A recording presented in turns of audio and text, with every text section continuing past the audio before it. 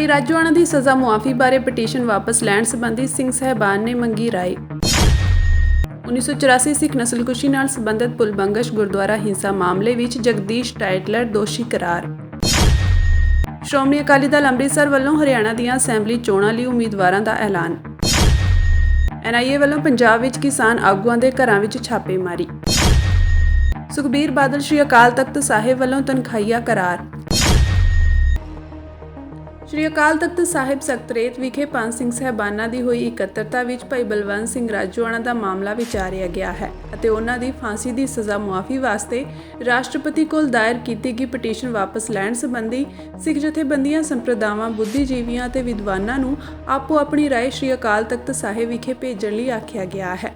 ਜਥੇਦਾਰ ਗਿਆਨੀ ਰਘਬੀਰ ਸਿੰਘ ਨੇ ਦੱਸਿਆ ਕਿ ਭਾਈ ਬਲਵੰਤ ਸਿੰਘ ਰਾਜੋਆਣਾ ਨੇ ਸ਼੍ਰੋਮਣੀ ਗੁਰਦੁਆਰਾ ਪ੍ਰਬੰਧਕ ਕਮੇਟੀ ਨੂੰ ਅਪੀਲ ਕੀਤੀ ਹੈ ਕਿ ਉਹਨਾਂ ਦੀ ਫਾਂਸੀ ਦੀ ਸਜ਼ਾ ਦੇ ਖਿਲਾਫ ਰਾਸ਼ਟਰਪਤੀ ਕੋਲ ਦਾਇਰ ਪਟੀਸ਼ਨ ਵਾਪਸ ਲਈ ਜਾਵੇ, ਕਿਉਂਕਿ ਉਹ ਪਿਛਲੇ ਤਕਰੀਬਨ 30 ਸਾਲਾਂ ਤੋਂ ਵੱਧ ਸਮੇਂ ਤੋਂ ਜੇਲ੍ਹ ਵਿੱਚ ਹਨ ਅਤੇ ਪਿਛਲੇ ਲਗਭਗ 12 ਸਾਲਾਂ ਤੋਂ ਸ਼੍ਰੋਮਣੀ ਕਮੇਟੀ ਵੱਲੋਂ ਉਹਨਾਂ ਦੀ ਫਾਂਸੀ ਦੀ ਸਜ਼ਾ ਦੇ ਖਿਲਾਫ ਅਪੀਲ ਭਾਰਤ ਸਰਕਾਰ ਕੋਲ ਸੁਣਵਾਈ ਅਧੀਨ ਹੈ, ਪਰ ਸਰਕਾਰ ਇਸ ਬਾਰੇ ਕੋਈ ਫੈਸਲਾ ਨਹੀਂ ਲੈ ਰਹੀ। ਇਸ ਮਾਮਲੇ ਵਿੱਚ ਯੋਗ ਆਦੇਸ਼ ਲੈਣ ਵਾਸਤੇ ਸ਼੍ਰੋਮਣੀ ਕਮੇਟੀ ਨੇ ਸ਼੍ਰੀ ਅਕਾਲ ਤਖਤ ਸਾਹਿਬ ਵਿਖੇ ਪੱਤਰ ਭੇਜਿਆ ਹੈ, ਜਿਸ ਤੇ ਅੱਜ ਵਿਚਾਰ ਕੀਤੀ ਗਈ। ਇਸ ਤੋਂ ਇਲਾਵਾ ਪੰਜ ਸਿੰਘ ਸਾਹਿਬਾਨਾਂ ਵੱਲੋਂ ਆਦੇਸ਼ ਕੀਤਾ ਗਿਆ ਕਿ ਗੁਰੂ ਸਾਹਿਬਾਨਾਂ ਦੇ ਗੁਰਪੁਰਬ ਅਤੇ ਜੋੜ ਮੇਲੇ ਗੁਰਮਤਿ ਤੋਂ ਸੇਧ ਲੈ ਕੇ ਅਤੇ ਭੈ ਭਾਵਨੀ ਵਿੱਚ ਮਨਾਏ ਜਾਣ। ਉਹਨਾਂ ਕਿਹਾ ਕਿ ਅਗਲੇ ਦਿਨਾਂ ਵਿੱਚ ਬਟਾਲਾ ਵਿਖੇ ਮਨਾਏ ਜਾਣ ਵਾਲੇ ਸ੍ਰੀ ਗੁਰੂ ਨਾਨਕ ਦੇਵ ਜੀ ਦੇ ਵਿਆਹ ਪੁਰਬ ਮੌਕੇ ਨਾਚ ਗਾਣੇ, ਹੁੱਲੜਬਾਜ਼ੀ, ਮਨਮੱਤੀ ਵਿਆਹਾਂ ਵਾਂਗ ਗੁਰਮਤਿ ਵਿਰੋਧੀ ਕਿਸੇ ਤਰ੍ਹਾਂ ਦੇ ਮਨਮੱਤੀ ਕਰਮ ਨਾ ਕੀਤੇ ਜਾਣ। ਉਹਨਾਂ ਕਿਹਾ ਕਿ ਅਜਿਹਾ ਰੁਝਾਨ ਪਹਿਲਾਂ ਸਾਹਮਣੇ ਆਇਆ ਹੈ ਜੋ ਕਿ ਠੀਕ ਨਹੀਂ ਹੈ। ਇਕੱਤਰਤਾ ਵਿੱਚ ਸ਼੍ਰੀ ਅਕਾਲ ਤਖਤ ਸਾਹਿਬ ਦੇ ਜਥੇਦਾਰ ਗਿਆਨੀ ਰਘਬੀਰ ਸਿੰਘ, ਤਖਤ ਸ਼੍ਰੀ ਕੇਸਗੜ੍ਹ ਸਾਹਿਬ ਦੇ ਜਥੇਦਾਰ ਗਿਆਨੀ ਸੁਲਤਾਨ ਸਿੰਘ, ਤਖਤ ਸ਼੍ਰੀ ਦਮਦਮਾ ਸਾਹਿਬ ਦੇ ਜਥੇਦਾਰ ਗਿਆਨੀ ਹਰਪ੍ਰੀਤ ਸਿੰਘ, ਤਖਤ ਸ਼੍ਰੀ ਪਟਨਾ ਸਾਹਿਬ ਤੋਂ ਜਥੇਦਾਰ ਗਿਆਨੀ ਬਲਦੇਵ ਸਿੰਘ ਅਤੇ ਸ਼੍ਰੀ ਹਰਿਮੰਦਰ ਸਾਹਿਬ ਤੋਂ ਗ੍ਰੰਥੀ ਗਿਆਨੀ ਬਲਜੀਤ ਸਿੰਘ ਸ਼ਾਮਿਲ ਹੋਏ। ਅੱਜ ਮਿਤੀ 30 ਅਗਸਤ 2024 ਨੂੰ ਪੰਜ ਸਿੰਘ ਸਾਹਿਬਾਨ ਦੀ ਇਕੱਤਰਤਾ ਦਫ਼ਤਰ ਸਕੱਤਰੇਤ ਸ਼੍ਰੀ ਅਕਾਲ ਤਖਤ ਸਾਹਿਬ ਵਿਖੇ ਹੋਈ, ਜਿਸ ਵਿੱਚ ਭਾਈ ਬਲਵੰਤ ਸਿੰਘ ਜੀ ਰਾਜੋਆਣਾ ਦਾ ਮਾਮਲਾ ਬਹੁਤ ਗੰਭੀਰਤਾ ਦੇ ਨਾਲ ਵਿਚਾਰਿਆ ਗਿਆ। ਭਾਈ ਬਲਵੰਤ ਸਿੰਘ ਰਾਜੋਆਣਾ ਨੇ ਸ਼੍ਰੋਮਣੀ ਗੁਰਦੁਆਰਾ ਪ੍ਰਬੰਧਕ ਕਮੇਟੀ ਨੂੰ ਅਪੀਲ ਕੀਤੀ ਹੈ ਕਿ ਉਹਨਾਂ ਦੀ ਫਾਂਸੀ ਦੀ ਸਜ਼ਾ ਦੇ ਖਿਲਾਫ ਰਾਸ਼ਟਰਪਤੀ ਕੋਲ ਪਾਈ ਹੋਈ ਪਟੀਸ਼ਨ ਵਾਪਸ ਲੈ ਲਈ ਜਾਵੇ। ਉਹ ਤਕਰੀਬਨ 30 ਸਾਲ ਦੇ ਵੱਧ ਸਮੇਂ ਤੋਂ ਜੇਲ੍ਹ ਵਿੱਚ ਅਤੇ 18 ਸਾਲ ਤੋਂ ਵੱਧ ਸਮਾਂ ਫਾਂਸੀ ਦੀ ਚੱਕੀ ਵਿੱਚ ਬੰਦ ਹਨ। ਪਿਛਲੇ ਲਗਭਗ 12 ਸਾਲ ਤੋਂ ਸ਼੍ਰੋਮਣੀ ਗੁਰਦੁਆਰਾ ਪ੍ਰਬੰਧਕ ਕਮੇਟੀ ਵੱਲੋਂ ਉਹਨਾਂ ਦੀ ਫਾਂਸੀ ਦੀ ਸਜ਼ਾ ਦੇ ਖਿਲਾਫ ਜੋ ਅਪੀਲ ਭਾਰਤ ਸਰਕਾਰ ਕੋਲ ਸੁਣਵਾਈ ਅਧੀਨ ਪਈ ਹੈ, ਪਰ ਭਾਰਤ ਸਰਕਾਰ ਇਸ 'ਤੇ ਕੋਈ ਫੈਸਲਾ ਨਹੀਂ ਲੈ ਰਹੀ, ਜਿਸ ਕਰਕੇ ਉਹ ਹੁਣ ਕੈਦੀ ਦੀ ਜ਼ਿੰਦਗੀ ਨਹੀਂ ਜਿਉਣਾ ਚਾਹੁੰਦੇ, ਜਿਸ 'ਤੇ ਸ਼੍ਰੋਮਣੀ ਗੁਰਦੁਆਰਾ ਪ੍ਰਬੰਧਕ ਕਮੇਟੀ ਨੇ ਯੋਗ ਆਦੇਸ਼ ਲੈਣ ਲਈ ਸ਼੍ਰੀ ਅਕਾਲ ਤਖਤ ਸਾਹਿਬ ਵਿਖੇ ਪੱਤਰ ਲਿਖਿਆ ਹੈ, ਜਿਸ ਨੂੰ ਵਿਚਾਰਦਿਆਂ ਅੱਜ ਪੰਜ ਸਿੰਘ ਸਾਹਿਬਾਨ ਨੇ ਸਰਬਸੰਮਤੀ ਨਾਲ ਫੈਸਲਾ ਲਿਆ ਕਿ ਭਾਈ ਬਲਵੰਤ ਸਿੰਘ ਰਾਜੋਆਣਾ ਦੀ ਸਿੱਖ ਕੌਮ ਲਈ ਕੀਤੀ ਕੁਰਬਾਨੀ ਬਹੁਤ ਵੱਡੀ ਹੈ, ਇਸ ਲਈ ਉਹਨਾਂ ਦਾ ਜੀਵਨ ਕੌਮ ਦੀ ਅਮਾਨਤ ਹੈ। ਇਸ ਕਰਕੇ ਰਾਸ਼ਟਰਪਤੀ ਕੋਲ ਪਾਈ ਉਹਨਾਂ ਦੀ ਪਟੀਸ਼ਨ ਵਾਪਸ ਲੈਣ ਲਈ ਸਿੱਖ ਜਥੇਬੰਦੀਆਂ, ਸੰਪਰਦਾਵਾਂ, ਬੁੱਧੀਜੀਵੀ, ਵਿਦਵਾਨ, ਸਭਾ ਸੁਸਾਇਟੀਆਂ ਆਪੋ ਆਪਣੇ ਲਿਖਤੀ ਰਾਏ ਸ਼੍ਰੀ ਅਕਾਲ ਤਖਤ ਸਾਹਿਬ ਜੀ ਵਿਖੇ ਭੇਜਣ ਦੀ ਖੇਚਲ ਕਰਨ। 1984 ਦੇ ਸਿੱਖ ਕਤਲੇਆਮ ਨਾਲ ਸੰਬੰਧਿਤ ਪੁਲਬੰਗਸ ਗੁਰਦੁਆਰਾ ਹਿੰਸਾ ਮਾਮਲੇ ਵਿੱਚ ਦਿੱਲੀ ਕੋਰਟ ਨੇ ਜਗਦੀਸ਼ ਟਾਈਟਲਰ ਨੂੰ ਦੋਸ਼ੀ ਕਰਾਰ ਦੇ ਦਿੱਤਾ ਹੈ। ਇਸ ਤੋਂ ਪਹਿਲਾਂ 19 ਜੁਲਾਈ ਨੂੰ ਜਗਦੀਸ਼ ਟਾਈਟਲਰ ਖਿਲਾਫ ਦੋਸ਼ ਆਇਦ ਕਰਨ ਦੇ ਮਾਮਲੇ ਤੇ ਫੈਸਲਾ ਰਾਖਵਾਂ ਰੱਖਿਆ ਗਿਆ ਸੀ। ਇਸ ਤੋਂ ਪਹਿਲਾਂ ਸੁਣਵਾਈ ਦੌਰਾਨ ਜਗਦੀਸ਼ ਟਾਈਟਲਰ ਵੱਲੋਂ ਪੇਸ਼ ਹੋਏ ਵਕੀਲ ਮਨੂ ਸ਼ਰਮਾ ਨੇ ਕਿਹਾ ਸੀ ਕਿ CBI ਨੇ ਇਸ ਮਾਮਲੇ ਵਿੱਚ 2 ਕਲੋਜ਼ਰ ਰਿਪੋਰਟਾਂ ਦਾਇਰ ਕੀਤੀਆਂ ਹਨ। 2009 ਵਿੱਚ ਸ਼ਹਿ ਮੁਲਜ਼ਮ ਸੁਰੇਸ਼ ਕੁਮਾਰ ਪੰਨੇਵਾਲਾ ਖਿਲਾਫ ਚਾਰਜਸ਼ੀਟ ਦਾਇਰ ਕੀਤੀ ਗਈ ਸੀ, ਜਿਸ ਨੂੰ ਹੇਠਲੀ ਅਦਾਲਤ ਨੇ ਬਰੀ ਕਰ ਦਿੱਤਾ ਸੀ। ਮਨੂ ਸ਼ਰਮਾ ਨੇ ਕਿਹਾ ਕਿ ਇਸ ਕੇਸ ਵਿੱਚ 1984 ਤੋਂ 2022 ਤੱਕ ਕੋਈ ਗਵਾਹ ਨਹੀਂ ਸੀ। ਇੰਨੇ ਲੰਮੇ ਸਮੇਂ ਬਾਅਦ ਪੇਸ਼ ਹੋਏ ਗਵਾਹਾਂ ਤੇ ਭਰੋਸਾ ਕਿਵੇਂ ਕੀਤਾ ਜਾ ਸਕਦਾ ਹੈ। ਮਨੂ ਸ਼ਰਮਾ ਨੇ ਇਸ ਮਾਮਲੇ ਵਿੱਚ ਜਗਦੀਸ਼ ਟਾਈਟਲਰ ਨੂੰ ਬਰੀ ਕਰਨ ਦੀ ਮੰਗ ਕੀਤੀ ਸੀ। ਇਸ ਦੇ ਨਾਲ ਹੀ ਜਗਦੀਸ਼ ਟਾਈਟਲਰ ਦੀ ਤਰਫੋਂ ਗੁਰਪਤਵੰਤ ਸਿੰਘ ਪੰਨੂ ਦਾ ਨਾਂ ਲੈਂਦਿਆਂ ਕਿਹਾ ਗਿਆ ਕਿ ਕਿਉਂਕਿ ਪੰਨੂ ਗਵਾਹਾਂ ਦਾ ਵਕੀਲ ਸੀ ਅਤੇ ਉਹਨਾਂ ਨੂੰ ਭਾਰਤ ਵੱਲੋਂ ਅੱਤਵਾਦੀ ਐਲਾਨਿਆ ਗਿਆ ਸੀ, ਇਸ ਲਈ ਜਗਦੀਸ਼ ਟਾਈਟਲਰ ਵਿਰੁੱਧ ਕੇਸ ਚਲਾਉਣ ਦੀ ਕੋਈ ਤੁਕ ਨਹੀਂ ਬਣਦੀ, ਇਸ ਲਈ ਉਸ ਨੂੰ ਬਰੀ ਕਰ ਦੇਣਾ ਚਾਹੀਦਾ ਹੈ। ਦੱਸ ਦਈਏ ਕਿ ਇਸ ਮਾਮਲੇ ਵਿੱਚ CBI ਨੇ 16 ਅਪ੍ਰੈਲ ਨੂੰ ਦੋਸ਼ ਤੈਅ ਕਰਨ ਤੇ ਬਹਿਸ ਪੂਰੀ ਕਰ ਲਈ ਸੀ। 4 ਅਗਸਤ 2023 ਨੂੰ ਰੋਜ਼ ਐਵਨਿਊ ਦੀ ਸੈਸ਼ਨ ਅਦਾਲਤ ਨੇ ਜਗਦੀਸ਼ ਟਾਈਟਲਰ ਨੂੰ ਅਗਾਊਂ ਜ਼ਮਾਨਤ ਦੇ ਦਿੱਤੀ ਸੀ। ਅਦਾਲਤ ਨੇ 26 ਜੁਲਾਈ 2023 ਨੂੰ ਜਗਦੀਸ਼ ਟਾਈਟਲਰ ਵਿਰੁੱਧ ਦਾਇਰ ਚਾਰਜਸ਼ੀਟ ਦਾ ਨੋਟਿਸ ਲਿਆ ਸੀ। CBI ਨੇ ਇਸ ਮਾਮਲੇ ਵਿੱਚ ਟਾਈਟਲਰ ਖਿਲਾਫ ਭਾਰਤੀ ਦੰਡਾਵਲੀ ਦੀ ਧਾਰਾ 147, 109 ਅਤੇ 302 ਤਹਿਤ ਕੇਸ ਦਰਜ ਕੀਤਾ ਹੈ। ਸੀਬੀਆਈ ਮੁਤਾਬਕ ਜਗਦੀਸ਼ ਟਾਈਟਲਰ ਨੇ ਭੀੜ ਨੂੰ ਭੜਕਾਇਆ ਸੀ, ਜਿਸ ਤੋਂ ਬਾਅਦ ਭੀੜ ਨੇ ਪੁਲ ਬੰਗਸ਼ ਗੁਰਦੁਆਰਾ ਸਾਹਿਬ ਨੂੰ ਅੱਗ ਲਗਾ ਦਿੱਤੀ ਸੀ। ਦੱਸ ਦਈਏ ਕਿ ਸਗਨੀ ਕਾਂਡ ਦੌਰਾਨ 3 ਸਿੱਖਾਂ ਦੀ ਮੌਤ ਹੋ ਗਈ ਸੀ ਤੇ ਇਹ ਘਟਨਾ 1 ਨਵੰਬਰ 1984 ਵਿੱਚ ਵਾਪਰੀ ਸੀ। ये जस्टिस डिनाइड, उसके ऊपर एक बहुत बड़ा काटा जो है आज माननीय कोर्ट ने किया कि जो 40 साल से लड़ाई सिख कौम और जो पीड़ित परिवार थे जो लड़ाई लड़ रहे थे, आज जगदीश टाइटलर को इसके ऊपर चार्जशीट फ्रेम कर दिया गया। हमें बड़ी खुशी है कि ये लड़ाई लगातार जहाँ समूची वो पीड़ित परिवार और दिल्ली की संगत लड़ रही थी और साथ में दिल्ली से गुरुद्वारा प्रबंधक कमेटी हमारी टीम लगातार इसके ऊपर अपना काम कर रही थी। आज जगदीश टाइटलर के ऊपर चार्ज फ्रेम कर दिए गए और बहुत जल्दी हमें उसके जो चार्जेस उनके ऊपर लगाए हैं वो भी सामने आ रहे हैं। मैं समझता हूँ कि ये जो पुल बंगश का केस था, जहाँ से ये जो पीड़ित परिवार थे जिनका बहादुर सिंह, गुरबचन सिंह और ठाकुर सिंह, ये तीनों के जहाँ उनका कत्ल हुआ और जो वहाँ पर दंगे किए गए, उसके ऊपर आज जिस तरीके से लड़ाई लड़ते लड़ते आज ये मिला है, मैं समझता हूँ बहुत खुशी की एक बात है। और मुझे लगता है कि इसके ऊपर जो चार्जेस लगाए जाएंगे संगीन, और बहुत जल्द आज अपने साथी सज्जन कुमार के साथ जगदीश टाइटलर जेल के पीछे होगा। Sir, but this is nearly after 40 years. It was only last year that CBI filed a charge sheet. Cognizance was taken again after 3 months. Don't you think it's very late? नहीं, obviously it is very late, but हम ये समझते हैं कि जिस वक्त कोई crime होता है और उसको क्राइम को एविडेंसेस को साफ करने के लिए अगर आधे घंटे का भी समय मिल जाए तो उसका जो केस है वो बहुत डिले हो जाता है। मगर आज उसके बावजूद भी इतना कुछ होने के बाद जो कांग्रेस उनको प्रोटेक्ट करती रही, जो उनको मिनिस्ट्रियाँ देती रही है, उनके अब जाने के बाद ये जो राहत मिली है, ये एक बहुत बड़ी खुशी की बात है। Sir, in this case, ये बार बार जब कोर्ट में केसेस इनको ख़त्म कर दिए जाते थे और क्योंकि गवर्नमेंट की प्रोटेक्शंस थी, और उसके बावजूद भी जब दिल्ली से गुरुद्वारा प्रबंधक कमेटी हमारी टीम इसके में इंटरवेन करती रही है, और आज उसी का नतीजा है। सेम केस सज्जन कुमार के साथ भी ऐसे हुआ था, सीबीआई ने इसको क्लोज कर दिया, फिर इसको खुलवाया गया, और इसमें भी ये बात हुई है। और मैं समझता हूँ कि जितनी बड़ी लड़ाई इस बारी सिख कौम ने लड़ी है, उसकी एक बहुत अच्छी राहत हमें मिली है। जगदीश टाइटलर ਜਿਹੜਾ ਇੱਕ ਮੁੱਖ ਕਾਤਲ ਸੀਗਾ 1984 ਦਾ, ਜਿਹੜਾ ਆਖਦਾ ਸੀ ਮੇਰੇ ਤੇ ਕੋਈ ਐਫਆਈਆਰ ਨਹੀਂ ਹੈਗੀ, ਔਰ ਜਿਹਦਾ ਸਟਿੰਗ ਆਪਰੇਸ਼ਨ ਵੀ ਅਸੀਂ ਜਮ੍ਹਾਂ ਕਰਾਇਆ ਸੀ ਕਿ ਮੈਂ 100 ਸਿੱਖ ਮਾਰ ਦਿਆਂਗਾ। ਅੱਜ ਟ੍ਰਾਇਲ ਕੋਰਟ ਨੇ ਆਈਪੀਸੀ 147, 149, 153A ਔਰ 188, 109, 295 ਧਾਰਾ 380, 302 ਇਹਦੇ ਵਿੱਚ ਆਰੋਪ ਤੈਅ ਕੀਤੇ ਨੇ। ਮੈਨੂੰ ਅਫਸੋਸ ਹੈ ਕਿ ਇਹ ਜ਼ਮਾਨਤ ਲੈ ਗਿਆ ਸੀਗਾ, ਦਿੱਲੀ ਕਮੇਟੀ ਇਸ ਕੇਸ ਨੂੰ ਦੇਖ ਰਹੀ ਸੀ, ਕੀ ਵਜ੍ਹਾ ਰਹੀ ਇਹ ਤਾਂ ਦਿੱਲੀ ਕਮੇਟੀ ਦੱਸ ਸਕਣਗੇ। ਲੇਕਿਨ ਅੱਜ ਮੈਂ ਤਾਰੀਫ ਕਰਾਂਗਾ ਉਹਨਾਂ ਗਵਾਹਾਂ ਦੀ ਜਿਨ੍ਹਾਂ ਨੂੰ ਡਰਾਉਣਾ ਧਮਕਾਉਣਾ, ਜਿਨ੍ਹਾਂ ਨੂੰ ਖਰੀਦਣ ਦੀ ਕੋਸ਼ਿਸ਼ ਕੀਤੀ, ਉਹ ਨਹੀਂ ਵਿਕੇ। ਅੱਜ ਮੈਂ ਤਾਰੀਫ ਕਰਾਂਗਾ ਸੀਬੀਆਈ ਦੀ ਕਿ ਉਹਨਾਂ ਨੇ 2 ਵਾਰੀ ਕਲੀਨ ਚਿੱਟ ਨੂੰ ਦਿੱਤੀ ਸੀਗੀ, ਲੇਕਿਨ ਅਸੀਂ ਪ੍ਰੋਟੈਸਟ ਕੀਤਾ, ਅਸੀਂ ਲੜੇ, ਔਰ ਅੱਜ ਇਸ ਨੂੰ ਅਸੀਂ ਕਾਮਯਾਬ ਹੋਏ ਹਾਂ ਇਹਦੇ ਉੱਤੇ ਆਰੋਪ ਤੈਅ ਕਰਨ ਦੇ। ਮੈਨੂੰ ਸੀਬੀਆਈ ਨੇ ਆਪਣੇ ਦਫ਼ਤਰ ਬੁਲਾਇਆ ਸੀ, ਔਰ ਜਿਹੜਾ ਮੈਂ ਸਟਿੰਗ ਦਿੱਤਾ ਸੀ ਉਹਦੇ ਉੱਤੇ ਮੇਰੇ ਕੋਲੋਂ ਵੀ ਉਹਨਾਂ ਨੇ ਪੁੱਛਗਿੱਛ ਕੀਤੀ ਸੀਗੀ, ਜਿਹਦੇ 'ਚ 100 ਸਿੱਖ ਮਾਰਨ ਦੀ ਗੱਲ ਕਰਦਾ। ਔਰ ਅੱਜ ਮੈਂ ਸਮਝਦਾ ਵਾਂ ਕਿ ਇੱਕ ਮੈਸੇਜ ਜਾਏਗਾ ਕਿ ਭਾਵੇਂ ਜਿੰਨੇ ਮਰਜ਼ੀ ਵੱਡੇ ਅਹੁਦਿਆਂ ਤੇ ਹੋਵੇ, ਭਾਵੇਂ ਮੁਲਕ ਦਾ ਪ੍ਰਧਾਨ ਮੰਤਰੀ ਆਖਦਾ ਹੋਵੇ ਕਿ ਬੜਾ ਪੇੜ ਗਿਰਦਾ ਤਾਂ ਧਰਤੀ ਹਿਲਦੀ ਹੈ, ਅਗਰ ਅਸੀਂ ਲੜੇ ਹਾਂ, ਕੌਮ ਲੜੀ ਹੈ, ਤੇ ਇਹ ਸਲਾਖਾਂ ਦੇ ਪਿੱਛੇ ਜ਼ਰੂਰ ਜਾਏਗਾ। ਔਰ ਅਸੀਂ ਜ਼ਰੂਰ ਲੜਾਂਗੇ ਕਿ ਇਹਦੀ ਬੇਲ ਕੈਂਸਲ ਹੋਣੀ ਚਾਹੀਦੀ ਹੈ। ਜਿੱਦਾਂ ਸੱਜਣ ਕੁਮਾਰ ਅੰਦਰ ਬੈਠਾ ਪਿਛਲੇ 5 ਸਾਲਾਂ ਤੋਂ, ਇਹ ਵੀ ਜੇਲ੍ਹ ਦੇ ਵਿੱਚ ਜਾਣਾ ਚਾਹੀਦਾ। ਇਹ ਮੈਂ ਇਨਫੋਰਮੇਸ਼ਨ ਤੁਹਾਡੇ ਨਾਲ ਸ਼ੇਅਰ ਕਰਨੀ ਸੀ। ਮੈਂ ਫਿਰ ਇੱਕ ਵਾਰੀ ਸੀਬੀਆਈ ਨੂੰ, ਸਾਰੇ ਗਵਾਹਾਂ ਨੂੰ, ਆਪਣੇ ਐਡਵੋਕੇਟ ਸਾਹਿਬ ਨੂੰ, ਐਡਵੋਕੇਟ ਨਗੇਂਦਰ ਸਿੰਘ ਬੇਨੀਪਾਲ ਮੇਰੇ ਵੱਲੋਂ ਪੇਸ਼ ਹੋਏ ਸੀ ਕਿ ਜਿਹੜਾ ਮੇਰਾ ਪੋਜੀਸ਼ਨ ਸੀਗਾ, ਮੈਂ ਸਮਝਦਾ ਪੂਰੀ ਟੀਮ ਨੂੰ, ਫੁਲਕਾ ਸਾਹਿਬ ਨੇ, ਹੋਰ ਬੜੇ ਵਕੀਲ ਨੇ, ਸਰਦਬਖਤ ਸਿੰਘ ਨੇ, ਮੈਂ ਸਾਰਿਆਂ ਨੂੰ ਵਧਾਈ ਦੇਣਾ ਚਾਹੁੰਦਾ ਕਿ ਉਹਨਾਂ ਦੀ ਲੜਾਈ ਜਿਹੜੀ ਹੈ ਅੱਜ ਇੱਕ ਲੌਜੀਕਲ ਐਂਡ ਤੇ ਪਹੁੰਚੀ ਹੈ। ਸ਼੍ਰੋਮਣੀ ਅਕਾਲੀ ਦਲ ਅੰਮ੍ਰਿਤਸਰ ਵੱਲੋਂ ਹਰਿਆਣਾ ਸੂਬੇ ਦੀਆਂ ਅਸੈਂਬਲੀ ਚੋਣਾਂ ਲਈ ਆਪਣੇ ਉਮੀਦਵਾਰਾਂ ਦਾ ਐਲਾਨ ਕਰ ਦਿੱਤਾ ਗਿਆ ਹੈ। ਉਮੀਦਵਾਰਾਂ ਦਾ ਐਲਾਨ ਸਰਦਾਰ ਸਿਮਰਨਜੀਤ ਸਿੰਘ ਮਾਨ ਨੇ ਇੱਕ ਪ੍ਰੈਸ ਕਾਨਫਰੰਸ ਕਰਕੇ ਕੀਤਾ ਹੈ। ਉਹਨਾਂ ਕਿਹਾ ਕਿ ਹਰਿਆਣਾ ਸੂਬੇ ਦੀਆਂ 1 ਅਕਤੂਬਰ ਨੂੰ ਅਸੈਂਬਲੀ ਚੋਣਾਂ ਹੋਣ ਜਾ ਰਹੀਆਂ ਹਨ। ਉਸ ਵਿੱਚ ਪਾਰਟੀ ਪੂਰੀ ਤਨਦੇਹੀ ਤੇ ਸੰਜੀਦਗੀ ਨਾਲ ਸ਼ਮੂਲੀਅਤ ਕਰਦੀ ਹੋਈ ਵਿਸ਼ੇਸ਼ ਵਿਧਾਨ ਸਭਾ ਹਲਕਿਆਂ ਤੋਂ ਆਪਣੇ ਉਮੀਦਵਾਰ ਖੜੇ ਕਰਨ ਜਾ ਰਹੀ ਹੈ, ਜਿਸ ਵਿੱਚ ਪਹਿਲੀ ਸੂਚੀ ਵਿੱਚ ਸਰਦਾਰ ਹਰਜੀਤ ਸਿੰਘ ਵਿਰਕ ਅਸੰਧ ਵਿਧਾਨ ਸਭਾ ਹਲਕਾ, ਸਰਦਾਰ ਹਰਦੀਪ ਸਿੰਘ ਚੱਠਾ ਕਰਨਾਲ ਹਲਕਾ, ਸਰਦਾਰ ਕੁਲਦੀਪ ਸਿੰਘ ਵਿਰਕ ਪਿਹੋਵਾ ਹਲਕਾ, ਸਰਦਾਰ ਭੁਪਿੰਦਰ ਸਿੰਘ ਗੁੱਲਾ ਹਲਕਾ ਅਤੇ ਸਰਦਾਰ ਅਮਰਜੀਤ ਸਿੰਘ ਉਚਾਣਾ ਹਲਕੇ ਤੋਂ ਪਾਰਟੀ ਦੇ ਵਿਧਾਨ ਸਭਾ ਹਲਕਿਆਂ ਦੇ ਉਮੀਦਵਾਰ ਹੋਣਗੇ। ਅਗਲੀ ਚੀਜ਼ ਹੈ ਕਿ ਅਸੀਂ ਕਦੇ ਵੀ ਹਰਿਆਣੇ ਦੇ ਵਿੱਚ ਇਲੈਕਸ਼ਨ ਅਕਾਲੀ ਦਲ ਨੇ ਨਹੀਂ ਲੜੇ। ਹਮੇਸ਼ਾ ਬਾਦਲ ਦਲ ਤੇ ਦੇਵੀ ਲਾਲ ਜੀ ਤੇ ਚਟਾਲਾ ਸਾਹਿਬ ਦੀ ਪਾਰਟੀ ਦੇ ਨਾਲ ਅਲਾਇੰਸ ਕੀਤਾ ਔਰ ਜਬਰਨ ਸਿੱਖਾਂ ਦੀਆਂ ਵੋਟਾਂ ਇਹਨਾਂ ਪਾਰਟੀਆਂ ਨੂੰ ਪਵਾ ਦਿੱਤੀਆਂ, ਜਦਕਿ ਸਿੱਖ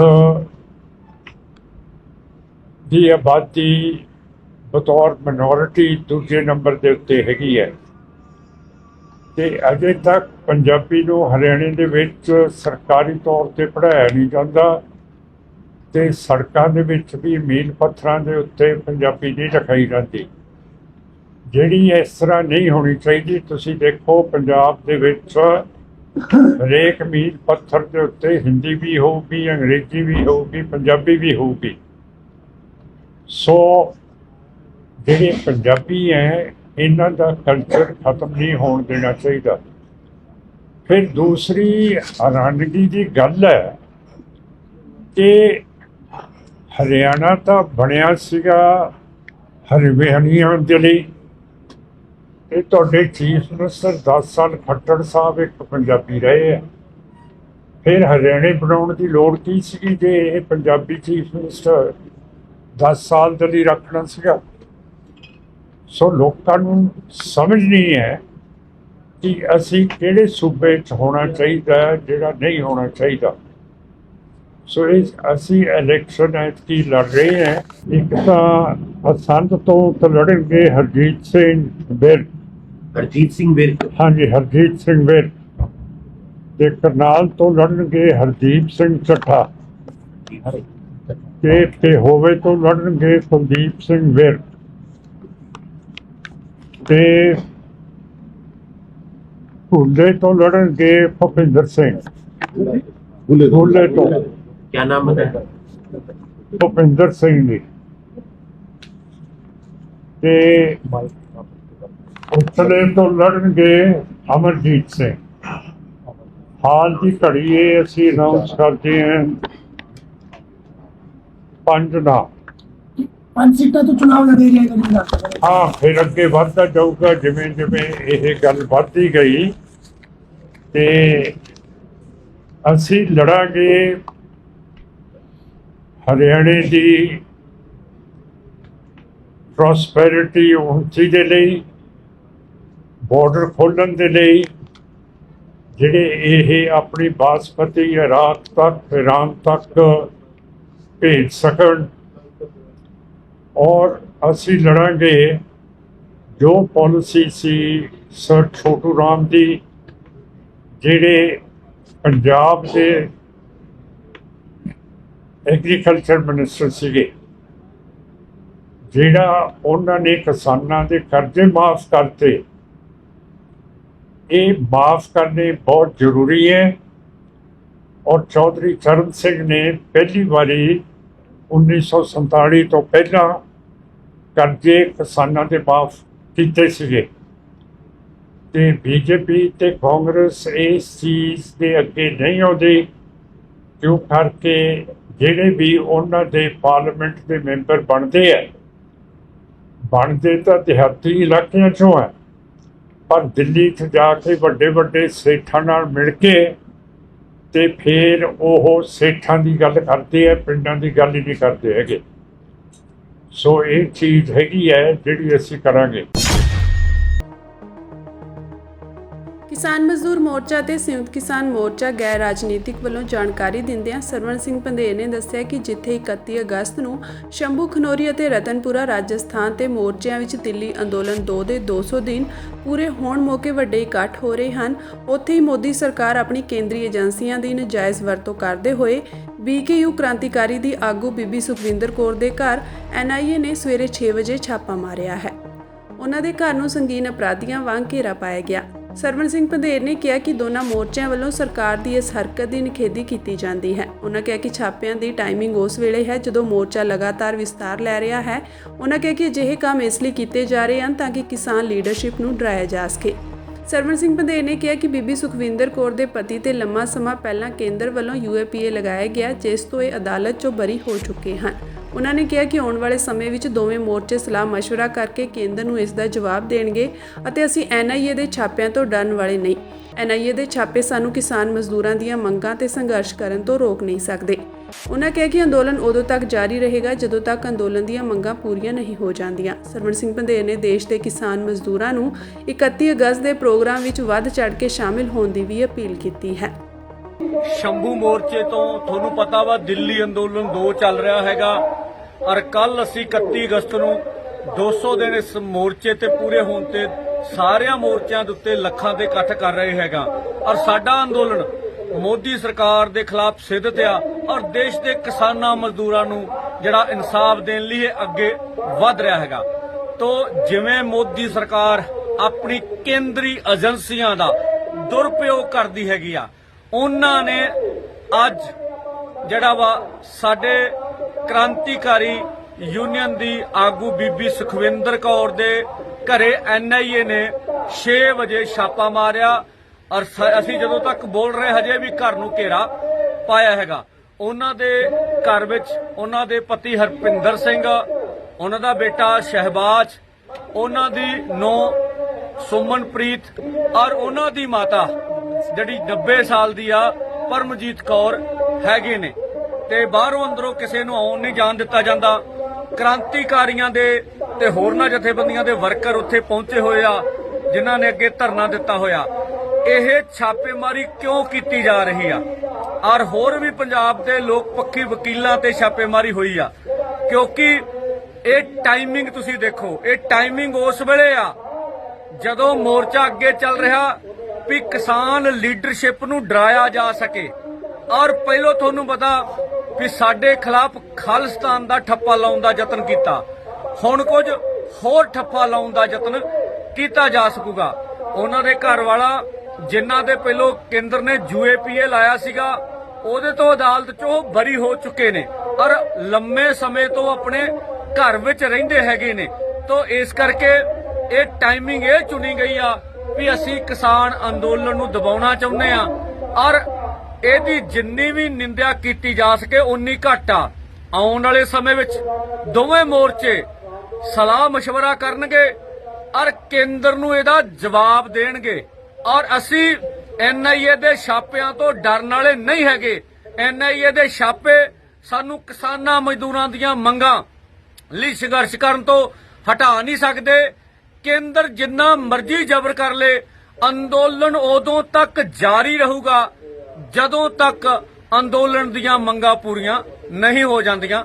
ਅੱਜ ਪਤਾ ਲੱਗਿਆ ਹੈ ਕਿ BKU ਕ੍ਰਾਂਤੀਕਾਰੀ ਦੇ ਇੱਕ ਲੇਡੀ ਵਿੰਗ ਤੋਂ ਆਗੂ ਨੇ ਬੀਬੀ ਸੁਖਵਿੰਦਰ ਕੌਰ, ਉਸ ਦੇ ਘਰ ਦੇ ਉੱਤੇ NIA ਨੇ ਵੱਲੋਂ ਛਾਪਾ ਮਾਰਿਆ ਗਿਆ ਔਰ ਜਿਹੜਾ ਉਹ ਛਾਪਾ ਮਾਰਿਆ ਜਾ ਰਿਹਾ ਹੈ ਇਹ ਸਪਸ਼ਟ ਨਜ਼ਰ ਆ ਰਿਹਾ ਹੈ ਕਿ ਭਾਜਪਾ ਦੀ ਇਹ ਚੱਲ ਰਹੇ ਕਿਸਾਨ ਅੰਦੋਲਨ ਤੋਂ ਘਬਰਾਹਟ ਦੇ ਵਿੱਚੋਂ ਅਜਿਹੀਆਂ ਕਾਰਵਾਈਆਂ ਨਜ਼ਰ ਆ ਰਹੀਆਂ। ਪਿਛਲੇ ਦਿਨਾਂ 'ਚ ਤੁਸੀਂ ਦੇਖਿਆ ਹੈ ਕਿ ਜਦੋਂ ਅਸੀਂ ਸਾਊਥ ਦੇ ਵਿੱਚ ਜਾਣਾ ਚਾਹ ਰਹੇ ਸੀ, ਇਹਨਾਂ ਦੀਆਂ ਕਰਤੂਤਾਂ ਉੱਥੇ ਜਾ ਕੇ ਸਾਊਥ ਦੇ ਵਿੱਚ ਨੰਗੀਆਂ ਕਰਨੀਆਂ ਚਾਹ ਰਹੇ ਸੀ, ਉੱਥੋਂ ਦੇ ਲੋਕਾਂ ਨੂੰ ਦਿਖਾਉਣਾ ਚਾਹ ਰਹੇ ਸੀ ਕਿ ਖਨੌਰੀ ਤੇ ਸ਼ੰਭੂ ਬਾਰਡਰ ਦੇ ਉੱਤੇ ਕਿੰਨਾ ਇਹਨਾਂ ਨੇ ਬਰਬਰਤਾ ਦੇ ਨਾਲ ਲੋਕਾਂ ਦੇ ਉੱਤੇ ਗੋਲੇ ਚਲਾਏ, ਲੋਕਾਂ ਦੇ ਗੋਲੀਆਂ ਚਲਾਈਆਂ, ਲੋਕ ਜ਼ਖਮੀ ਕੀਤੇ, ਲੋਕ ਮਾਰੇ।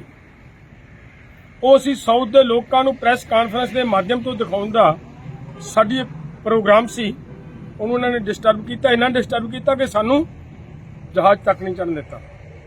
ਔਰ ਉਸੇ ਤਰ੍ਹਾਂ ਅੱਜ ਇਸ ਬੀਬੀ ਦੇ ਘਰੇ ਛਾਪਾ ਮਾਰਨਾ ਇਹ ਆਪਣੇ ਆਪ ਦੇ ਵਿੱਚ ਇਹ ਗੱਲ ਨੂੰ ਸਪਸ਼ਟ ਕਰਦਾ ਹੈ ਕਿ ਭਾਜਪਾ ਕਿਸਾਨ ਅੰਦੋਲਨ ਤੋਂ ਬੁਰੀ ਤਰ੍ਹਾਂ ਘਬਰਾਹਟ ਦੇ ਵਿੱਚ ਆਈ ਹੋਈ ਹੈ ਔਰ ਕਿਸੇ ਨਾ ਕਿਸੇ ਤਰੀਕੇ ਦੇ ਨਾਲ ਆਪਦੀ ਉਸੇ ਚਾਲ ਤੇ ਚੱਲ ਰਿਹਾ। ਜਿਵੇਂ ਪਿੱਛੇ ਆਪਾਂ ਦੇਖਿਆ ਹੈ ਕਿ ਆਪੋਜੀਸ਼ਨ ਦੀ ਲੀਡਰਸ਼ਿਪ ਨੂੰ ਕਿਸੇ ਨੂੰ ਈਡੀ ਦਾ ਛਾਪਾ ਪਵਾ ਕੇ, ਕਿਸੇ ਨੂੰ NIA ਦਾ ਛਾਪਾ ਪਵਾ ਕੇ, ਕਿਸੇ ਨੂੰ ਕਿਸੇ ਤਰੀਕੇ ਦੇ ਨਾਲ, ਕਿਸੇ ਨੂੰ ਕਿਸੇ ਤਰੀਕੇ ਦੇ ਨਾਲ ਦਬਾ ਕੇ ਆਪਣੀ ਲੱਤ ਹਿੜਦੀ ਦਿਖਾਉਣ ਦਾ ਕੰਮ ਕਰਦੀ ਰਹੀ ਹੈ ਅੱਜ ਤੱਕ। ਔਰ ਆਪਾਂ ਇਹ ਵੀ ਦੇਖਿਆ ਹੈ ਜਿਹੜੇ ਲੀਡਰ ਪਹਿਲਾਂ ਲੱਗਦੇ ਸੀਗੇ ਇਹਨਾਂ ਦੀ ਨਿਗਾਹ 'ਚ ਕਿ ਕਰਪਟ ਨੇ, ਜਿਹਦੇ ਘਰੇ ਈਡੀ ਛਾਪਾ ਮਾਰ ਦਿੰਦੀ ਸੀ, ਤੇ ਉਸ ਤੋਂ ਬਾਅਦ ਜਦੋਂ ਆ ਜਾ ਕੇ ਬੀਜੇਪੀ ਦੇ ਗੋਡੀ ਲੱਗ ਜਾਂਦਾ ਸੀ, ਉਹੀ ਆਦਮੀ ਠੀਕ ਹੋ ਜਾਂਦਾ ਸੀ, ਦੁੱਧ ਧੋਤਾ ਹੋ ਜਾਂਦਾ ਸੀ। ਸੋ ਮੇਰੀ ਬੇਨਤੀ ਹੈ ਕਿ ਇਸ ਵੇਲੇ ਜਿਹੜਾ ਇਹ ਕੀਤਾ ਜਾ ਰਿਹਾ ਕਿਸਾਨ ਅੰਦੋਲਨ ਨੂੰ ਟਾਰਗੇਟ ਕਰਕੇ ਕਿਸਾਨ ਲੀਡਰਾਂ ਦੇ ਘਰਾਂ ਦੇ ਵਿੱਚ ਛਾਪੇ ਮਾਰਨ ਦਾ ਕੰਮ ਸ਼ੁਰੂ ਕੀਤਾ। ਪਿਛਲੇ ਸਮੇਂ ਤੁਸੀਂ ਦੇਖਿਆ ਹੋਵੇਗਾ ਸਤਨਾਮ ਸਿੰਘ ਬਹਿਰੂ, ਇੱਕ ਬਜ਼ੁਰਗ ਲੀਡਰ, ਬਹੁਤ ਇਮਾਨਦਾਰ ਲੀਡਰ, ਉਹਦੇ ਘਰੇ ਵੀ ਇਹ ਛਾਪਾ ਪਿਆ ਸੀ। ਸੋ ਅਜਿਹੇ ਛਾਪੇ ਪਵਾ ਕੇ, ਛਾਪੇ ਮਾਰ ਕੇ ਕਿਸਾਨ ਲੀਡਰਾਂ ਦਾ ਮਨੋਬਲ ਤੋੜਨ ਦੀ ਕੋਸ਼ਿਸ਼ ਕੀਤੀ ਜਾ ਰਹੀ ਹੈ। ਮੈਂ ਪੂਰੇ ਦੇਸ਼ ਦੇ ਕਿਸਾਨਾਂ ਨੂੰ, ਪੰਜਾਬ ਤੇ ਹਰਿਆਣੇ ਦੇ ਕਿਸਾਨਾਂ ਨੂੰ ਇਸ ਗੱਲ ਲਈ ਸਤਰਕ ਕਰਨਾ ਚਾਹਣਾ ਕਿ ਦੋਸਤੋ ਤਕੜੇ ਹੋਵੋ, ਮੈਦਾਨ ਦੇ ਵਿੱਚ ਉਤਰੋ। ਅਗਰ ਤੁਹਾਡੀ ਲੀਡਰਸ਼ਿਪ ਨੂੰ ਹੀ ਅਜਿਹੇ ਤਰੀਕਿਆਂ ਦੇ ਨਾਲ ਉਲਝਾ ਕੇ, ਕੇਸਾਂ ਮੁਕੱਦਮਿਆਂ ਦਾ ਡਰ ਪਾ ਕੇ, ਦਬਾ ਕੇ ਇਸ ਅੰਦੋਲਨ ਨੂੰ ਦਬਾਉਣ ਦਾ ਯਤਨ ਕੀਤਾ ਜਾ ਰਿਹਾ, ਆਪ ਸਭ ਦੀ ਜ਼ਿੰਮੇਵਾਰੀ ਬਣਦੀ ਹੈ ਆਪਣੀ ਲੀਡਰਸ਼ਿਪ ਦੇ ਮਗਰ, ਆਪਣੇ ਲੋਕਾਂ ਦੇ ਮਗਰ। ਲੋਕ ਮੈਦਾਨ ਦੇ ਵਿੱਚ ਤਕੜੀ ਵੱਡੀ ਗਿਣਤੀ ਦੇ ਵਿੱਚ ਉਤਰਨ ਤਾਂ ਕਿ ਕਿਸੇ ਵੀ ਤਰੀਕੇ ਦੇ ਨਾਲ ਸਾਡੇ ਇਸ ਮੋਰਚੇ ਨੂੰ, ਸਾਡੇ ਇਸ ਅੰਦੋਲਨ ਨੂੰ ਸੱਟ ਨਾ ਮਾਰ ਸਕਣ। ਇਹ ਲੋਕਾਂ ਦੀ ਜ਼ਿੰਮੇਵਾਰੀ ਬਣਦੀ ਹੈ, ਲੋਕ ਤਕੜੇ ਹੋਣ। ਸਰਕਾਰ ਜਿਹੜੇ ਕੰਮਾਂ ਤੇ ਆਈ ਹੋਈ ਆਪਾਂ ਨੂੰ ਦਿਸ ਰਿਹਾ ਹੈ, ਇਹਦਾ ਮੂੰਹ ਤੋੜਵਾਂ ਜਵਾਬ ਸਿਰਫ ਪਬਲਿਕ ਦੇ ਸਕਦੀ ਹੈ, ਲੋਕ ਦੇ ਸਕਦੇ ਨੇ। ਆਓ ਤਕੜੇ ਹੋ ਕੇ ਕੱਲ ਨੂੰ 31 ਤਰੀਕ ਨੂੰ ਵੀ ਇਹਦੇ ਖੁਲਾਸੇ ਕਰਾਂਗੇ। ਸ਼੍ਰੋਮਣੀ ਅਕਾਲੀ ਦਲ ਦੇ ਪ੍ਰਧਾਨ ਸੁਖਬੀਰ ਬਾਦਲ ਨੂੰ ਧਾਰਮਿਕ ਸਜ਼ਾ ਸੁਣਾਈ ਗਈ ਹੈ। ਸ਼੍ਰੀ ਅਕਾਲ ਤਖਤ ਸਾਹਿਬ ਦੇ ਜਥੇਦਾਰ ਗਿਆਨੀ ਰਘਬੀਰ ਸਿੰਘ ਨੇ ਸੁਖਬੀਰ ਬਾਦਲ ਨੂੰ ਤਨਖਾਹੀਆ ਕਰਾਰ ਦਿੱਤਾ ਹੈ। ਸੁਖਬੀਰ ਬਾਦਲ ਤੇ ਆਪਣੀ ਸਰਕਾਰ ਦੌਰਾਨ ਕਈ ਗੁਨਾਹ ਕੀਤੇ ਜਾਣ ਦੇ ਇਲਜ਼ਾਮ ਲੱਗੇ ਸਨ। ਦੱਸ ਦਈਏ ਕਿ ਫੈਸਲਾ ਸ਼੍ਰੀ ਅਕਾਲ ਤਖਤ ਸਾਹਿਬ ਵਿਖੇ ਪੰਜ ਸਿੰਘ ਸਾਹਿਬਾਨਾਂ ਦੀ ਹੋਈ ਬੈਠਕ ਵਿੱਚ ਲਿਆ ਗਿਆ ਹੈ। ਜਥੇਦਾਰ ਗਿਆਨੀ ਰਘਬੀਰ ਸਿੰਘ ਨੇ ਕਿਹਾ ਕਿ ਅਕਾਲੀ ਦਲ ਦੇ ਪ੍ਰਧਾਨ ਅਤੇ ਉਪ ਮੁੱਖ ਮੰਤਰੀ ਹੁੰਦਿਆਂ ਸੁਖਬੀਰ ਬਾਦਲ ਨੇ ਕੁਝ ਅਜਿਹੇ ਫੈਸਲੇ ਲਏ ਜਿਸ ਨਾਲ ਸਿੱਖ ਪੰਥ ਦਾ ਬਹੁਤ ਨੁਕਸਾਨ ਹੋਇਆ, ਜਿਸ ਕਾਰਨ ਸੁਖਬੀਰ ਬਾਦਲ ਨੂੰ 15 ਦਿਨਾਂ ਦੇ ਅੰਦਰ ਸ਼੍ਰੀ ਅਕਾਲ ਤਖਤ ਸਾਹਿਬ ਵਿਖੇ ਪੇਸ਼ ਹੋ ਕੇ ਮੁਆਫੀ ਮੰਗਣੀ ਪਵੇਗੀ। ਜਥੇਦਾਰ ਨੇ ਇਹ ਵੀ ਕਿਹਾ ਕਿ 2007 ਤੋਂ 2017 ਤੱਕ ਦੇ ਸਿੱਖ ਕੈਬਨਿਟ ਮੰਤਰੀਆਂ ਨੂੰ ਵੀ ਆਪਣਾ ਸਪਸ਼ਟੀਕਰਨ ਦੇਣਾ ਚਾਹੀਦਾ ਹੈ। ਸ਼੍ਰੀ ਅਕਾਲ ਤਖਤ ਸਾਹਿਬ ਦੇ ਜਥੇਦਾਰ ਗਿਆਨੀ ਰਘਬੀਰ ਸਿੰਘ ਨੇ ਕਿਹਾ ਕਿ ਸੁਖਬੀਰ ਬਾਦਲ ਨੂੰ ਇੱਕ ਨਿਮਾਣੇ ਸਿੱਖ ਵਾਂਗ ਸ਼੍ਰੀ ਅਕਾਲ ਤਖਤ ਸਾਹਿਬ ਤੇ ਆ ਕੇ ਆਪਣੇ ਗੁਨਾਹਾਂ ਦੀ ਮਾਫੀ ਮੰਗਣੀ ਚਾਹੀਦੀ ਹੈ। ਸੁਖਬੀਰ ਬਾਦਲ ਨੂੰ 15 ਦਿਨਾਂ ਦੇ ਅੰਦਰ ਸ਼੍ਰੀ ਅਕਾਲ ਤਖਤ ਸਾਹਿਬ ਤੇ ਪੇਸ਼ ਹੋਣਾ ਚਾਹੀਦਾ ਹੈ। ਜਥੇਦਾਰ ਸਾਹਿਬ ਨੇ ਆਦੇਸ਼ ਦਿੱਤਾ ਕਿ ਜਦੋਂ ਤੱਕ ਸੁਖਬੀਰ ਬਾਦਲ ਸ਼੍ਰੀ ਅਕਾਲ ਤਖਤ ਸਾਹਿਬ ਵਿਖੇ ਪੇਸ਼ ਨਹੀਂ ਹੁੰਦੇ, ਉਦੋਂ ਤੱਕ ਉਹਨਾਂ ਨੂੰ ਤਨਖਾਹੀਆ ਕਰਾਰ ਦਿੱਤਾ ਜਾਂਦਾ ਹੈ। ਸ਼੍ਰੀ ਅਕਾਲ ਤਖਤ ਸਾਹਿਬ ਵੱਲੋਂ ਤਨਖਾਹੀਆ ਕਰਾਰ ਦਿੱਤੇ ਜਾਣ ਤੇ ਸੁਖਬੀਰ ਬਾਦਲ ਦਾ ਪਹਿਲਾ ਬਿਆਨ ਸਾਹਮਣੇ ਆਇਆ ਹੈ। ਸੁਖਬੀਰ ਬਾਦਲ ਨੇ ਕਿਹਾ ਕਿ ਸ਼੍ਰੀ ਅਕਾਲ ਤਖਤ ਸਾਹਿਬ ਵੱਲੋਂ ਜਾਰੀ ਹੁਕਮ ਨੂੰ ਦਾਸ ਸਿਰ ਨਿਵਾ ਕੇ ਪ੍ਰਵਾਨ ਕਰਦਾ ਹੈ। ਹੁਕਮ ਅਨੁਸਾਰ ਜਲਦੀ ਹੀ ਸ਼੍ਰੀ ਅਕਾਲ ਤਖਤ ਸਾਹਿਬ ਦੇ ਸਨਮੁਖ ਪੇਸ਼ ਹੋ ਕੇ ਖਿਮਾ ਜਾਚਨਾ ਕਰਾਂਗਾ। ਦੱਸ ਦਈਏ ਕਿ ਸ਼੍ਰੋਮਣੀ ਅਕਾਲੀ ਦਲ ਦੇ ਪ੍ਰਧਾਨ ਸੁਖਬੀਰ ਬਾਦਲ ਨੂੰ ਧਾਰਮਿਕ ਸਜ਼ਾ ਸੁਣਾਈ ਗਈ ਹੈ। ਸ਼੍ਰੀ ਅਕਾਲ ਤਖਤ ਸਾਹਿਬ ਦੇ ਜਥੇਦਾਰ ਗਿਆਨੀ ਰਘਬੀਰ ਸਿੰਘ ਨੇ ਸੁਖਬੀਰ ਬਾਦਲ ਨੂੰ ਤਨਖਾਹੀਆ ਕਰਾਰ ਦਿੱਤਾ ਹੈ। ਸੁਖਬੀਰ ਬਾਦਲ ਤੇ ਆਪਣੀ ਸਰਕਾਰ ਦੌਰਾਨ ਕਈ ਗੁਨਾਹ ਕੀਤੇ ਜਾਣ ਦੇ ਇਲਜ਼ਾਮ ਲੱਗੇ ਸਨ। ਇਹ ਫੈਸਲਾ ਸ਼੍ਰੀ ਅਕਾਲ ਤਖਤ ਸਾਹਿਬ ਵਿਖੇ ਪੰਜ ਸਿੰਘ ਸਾਹਿਬਾਨਾਂ ਦੀ ਹੋਈ ਬੈਠਕ ਵਿੱਚ ਲਿਆ ਗਿਆ ਹੈ। ਸ਼੍ਰੋਮਣੀ ਅਕਾਲੀ ਦਲ ਦਿੱਲੀ ਨੇ ਕੰਗਣਾ ਰਣੌਤ ਦੀ ਫਿਲਮ ਐਮਰਜੈਂਸੀ ਦੇ ਸਬੰਧ ਵਿੱਚ ਕੇਂਦਰੀ ਫਿਲਮ ਸਰਟੀਫਿਕੇਸ਼ਨ ਬੋਰਡ ਨੂੰ ਇੱਕ ਕਾਨੂੰਨੀ ਨੋਟਿਸ ਭੇਜਿਆ ਹੈ। ਇਸ ਫਿਲਮ ਵਿੱਚ ਇਤਿਹਾਸਕ ਘਟਨਾਵਾਂ ਤੇ ਸ਼ਖਸੀਅਤਾਂ, ਖਾਸ ਤੌਰ ਤੇ ਸਿੱਖ ਭਾਈਚਾਰੇ ਨਾਲ ਸੰਬੰਧਿਤ ਚਿੱਤਰਣ ਤੇ ਚਿੰਤਾਵਾਂ ਦਾ ਹਵਾਲਾ ਦਿੰਦੇ ਹੋਏ ਫਿਲਮ ਦੀ ਰਿਲੀਜ਼ ਨੂੰ ਰੋਕਣ ਦੀ ਮੰਗ ਕੀਤੀ ਗਈ ਹੈ। ਸ਼੍ਰੋਮਣੀ ਅਕਾਲੀ ਦਲ ਦੀ ਦਿੱਲੀ ਇਕਾਈ ਦੇ ਪ੍ਰਧਾਨ ਪਰਮਜੀਤ ਸਿੰਘ ਸਰਨਾ ਵੱਲੋਂ ਭੇਜੇ ਗਏ ਨੋਟਿਸ ਵਿੱਚ ਦਾਅਵਾ ਕੀਤਾ ਗਿਆ ਹੈ ਕਿ ਐਮਰਜੈਂਸੀ ਦਾ ਹਾਲ ਹੀ ਵਿੱਚ ਰਿਲੀਜ਼ ਹੋਇਆ ਟ੍ਰੇਲਰ ਇਤਿਹਾਸਕ ਤੱਥਾਂ ਨੂੰ ਗਲਤ ਢੰਗ ਨਾਲ ਪੇਸ਼ ਕਰਦਾ ਹੈ। ਨੋਟਿਸ ਵਿੱਚ ਕਿਹਾ ਗਿਆ ਹੈ ਕਿ ਪ੍ਰਦਰਸ਼ਿਤ ਸੀਨ ਸਿੱਖ ਭਾਈਚਾਰੇ ਨੂੰ ਗਲਤ ਢੰਗ ਨਾਲ ਪੇਸ਼ ਕਰਦੇ ਹਨ, ਨਫ਼ਰਤ ਅਤੇ ਸਮਾਜਿਕ ਮਤਭੇਦ ਨੂੰ ਵਧਾਵਾ ਦਿੰਦੇ ਹਨ। ਸਰਨਾ ਨੇ ਦਲੀਲ ਦਿੱਤੀ ਹੈ ਕਿ ਅਜਿਹੇ ਚਿੱਤਰਣ ਗੁੰਮਰਾਹਕੁਨ, ਅਪਮਾਨਜਨਕ ਅਤੇ ਪੰਜਾਬ ਸਮੇਤ ਸਮੁੱਚੇ ਦੇਸ਼ ਦੇ ਸਮਾਜਿਕ ਤਾਣੇ ਬਾਣੇ ਨੂੰ ਨੁਕਸਾਨ ਪਹੁੰਚਾਉਣ ਵਾਲੇ ਹਨ। ਤੇ ਪਹਿਲੇ ਮੈਨੂੰ ਪਤਾ ਨਹੀਂ ਚੱਲਿਆ ਸੀ ਕਿ ਐਮਰਜੈਂਸੀ ਨਾਂ ਦੀ ਫਿਲਮ ਰਿਲੀਜ਼ ਹੋ ਰਹੀ ਹੈ। ਹੁਣ WhatsApp ਦੇ ਉੱਤੇ ਮੈਨੂੰ ਕਈਆਂ ਨੇ ਮੈਸੇਜ ਭੇਜੇ ਤੇ ਮੈਂ ਗੱਲ ਬੜੀ ਛੇਤੀ ਸਮਝ ਗਈ ਬਈ ਐਮਰਜੈਂਸੀ ਫਿਲਮ ਬਣਾਉਣੀ ਤੇ ਚਾਹੀਦੀ ਸੀ ਵੀ ਉਸ ਵਕਤ ਦੀ ਕਾਂਗਰਸ ਹਕੂਮਤ ਨੇ ਕਿਹੜੀਆਂ ਜਾਸੀਆਂ ਕੀਤੀਆਂ, ਲੋਕਾਂ ਨਾਲ ਕਿਵੇਂ ਦਬਾਇਆ ਗਿਆ, ਡੈਮੋਕ੍ਰੇਸੀ ਨੂੰ ਖਤਮ ਕੀਤਾ ਗਿਆ। ਪਰ ਇਸ ਫਿਲਮ ਦੇ ਜੋ ਟ੍ਰੇਲਰ ਆਇਆ ਹੈ, ਜੋ ਕੁਝ ਦੇਖਿਆ ਹੈ, ਜੋ ਕੁਝ ਦੱਸਿਆ ਗਿਆ ਹੈ, ਉਹ ਬੜੇ ਖਤਰਨਾਕ ਹੈ। ਸਿੱਖਾਂ ਨੂੰ ਅਤਵਾਦੀ ਦੱਸਿਆ ਗਿਆ, ਉਹਨਾਂ ਨੇ ਕਿਹਾ ਜੀ ਇੰਟਰਨੈਸ਼ਨਲ ਲੈ ਗਏ, ਇਹ ਜਿਹੀਆਂ ਗੱਲਾਂ ਕੀਤੀਆਂ ਗਈਆਂ ਜਿਹੜਾ ਸਿੱਖ ਕਦੀ ਸੋਚ ਨਹੀਂ। ਔਰ ਗਜ਼ਬ ਦੀ ਗੱਲ ਹੈਗੀ ਕਿ ਐਮਰਜੈਂਸੀ ਦੇ ਖਿਲਾਫ ਅਗਰ ਕਿਸੇ ਨੇ ਲੜਾਈ ਲੜੀ ਹੈ, ਉਹ ਲੜਾਈ ਸਿਰਫ ਸ਼੍ਰੋਮਣੀ ਅਕਾਲੀ ਦਲ ਨੇ ਲੜੀ, ਜਿਹਦੇ ਉਸ ਵਕਤ ਦੇ ਪ੍ਰਧਾਨ ਜਥੇਦਾਰ ਮੋਹਨ ਸਿੰਘ ਤੋਂ ਉਹਨਾਂ ਨੇ ਮੋਰਚਾ ਸ਼ੁਰੂ ਕੀਤਾ ਸੀ, ਔਰ ਬਾਅਦ ਦੇ ਵਿੱਚ ਸੰਤ ਚੰਦ ਸਿੰਘ ਲੌਂਗੋਵਾਲ ਨੇ ਮੋਰਚਾ ਟੇਕ ਓਵਰ ਕਰ ਲਿਆ ਸੀ। ਜਿਸ ਬਾਖੂਬੀ ਨਾਲ ਉਹਨਾਂ ਨੇ ਮੋਰਚਾ ਚਲਾਇਆ ਸੀ, ਉਹ ਦੇਖਣ ਨੂੰ ਮਿਲਦਾ ਹੈ। ਬਹੁਤ ਸਾਰੇ ਬੀਜੇਪੀ ਦੇ ਲੀਡਰਸ ਨੇ ਮੈਨੂੰ ਆ ਕੇ ਅਪਰੋਚ ਵੀ ਕੀਤਾ ਸੀ ਕਿ ਮੋਰਚਾ ਬੰਦ ਕਰਾ ਦਿਓ ਤਾਂ ਕਿ ਅਸੀਂ ਜੇਲ੍ਹਾਂ ਚੋਂ ਬਾਹਰ ਆ ਸਕੀਏ। ਪਰ ਸੰਤ ਚੰਦ ਸਿੰਘ ਲੌਂਗੋਵਾਲ ਨੇ ਕਿਹਾ ਸੀ ਕਿ ਮੋਰਚਾ ਤੇ ਫਤਿਹ ਹੋਣ ਤੋਂ ਪਹਿਲੇ ਨਹੀਂ ਵਾਪਸ। ਅੱਜ ਜਿਸ ਨੇ ਐਮਰਜੈਂਸੀ ਦੇ ਵਿੱਚ ਸਾਰੇ ਹਿੰਦੁਸਤਾਨ ਦੇ ਜੋ ਵਾਹਿਦ ਸ਼੍ਰੋਮਣੀ ਅਕਾਲੀ ਦਲ ਨੇ ਜਿਹਨੇ ਐਮਰਜੈਂਸੀ ਦਾ ਵਿਰੋਧ ਕੀਤਾ ਹੈ, ਔਰ ਜੋ ਸਿੱਖ ਅੱਜ 50 ਸਾਲਾਂ ਤੱਕ ਮੰਗ ਰਹੇ ਨੇ, ਤਦ ਤੱਕ ਇਹਨਾਂ ਨੇ ਉਹ ਉਸ ਵਕਤ ਇੰਦਰਾ ਗਾਂਧੀ ਦੇਣ ਵਾਸਤੇ ਤਿਆਰ ਸੀ, ਪਰ ਸਿੱਖਾਂ ਨੇ ਦੇਸ਼ ਵਾਸੀਆਂ ਦੇ ਨਾਲ ਰਹਿਣਾ ਠੀਕ ਸਮਝਿਆ, ਉਹਨਾਂ ਦੇ ਵਿਚਾਰਾਂ ਨਾਲ ਰਹਿਣਾ ਠੀਕ ਸਮਝਿਆ, ਆਪਣੀ ਕੋਈ ਖਰਚ ਕੋਈ ਮੰਗ ਪੂਰੀ ਨਹੀਂ ਕੀਤੀ। ਤੇ ਅੱਜ ਇਸ ਫਿਲਮ ਰਾਹੀਂ ਸਿੱਖਾਂ ਨੂੰ ਬਦਨਾਮ ਕਰਨ ਦੀ ਗੱਲ ਕਰ ਰਹੇ ਨੇ। ਮੈਂ ਨਹੀਂ ਪਤਾ ਇਸ ਵਕਤ ਭਾਰਤ ਦਾ ਮਿਨਿਸਟਰ ਕਿਹੜਾ ਹੈਗਾ ਬ੍ਰਾਡਕਾਸਟਿੰਗ ਦਾ, ਮੈਂ ਉਸ ਨੂੰ ਔਰ ਜਿਹੜੇ ਸਿਨੇਮਾ ਦੇ ਸੈਂਸਰ ਬੋਰਡ ਦੇ ਚੇਅਰਮੈਨ ਉਹਨਾਂ ਨੂੰ ਮੈਂ ਚਿੱਠੀ ਵੀ ਲਿਖੀ ਹੈ। ਮੈਂ ਕਹਿ ਦੇਣਾ ਚਾਹੁੰਦਾ ਹਾਂ ਉਹ ਛੇਤੀ ਐਕਸ਼ਨ ਲੈਵਣ ਔਰ ਇਸ ਫਿਲਮ ਤੇ ਪੂਰੀ ਤਰ੍ਹਾਂ ਰੋਕ ਲਾ ਦੇਣ।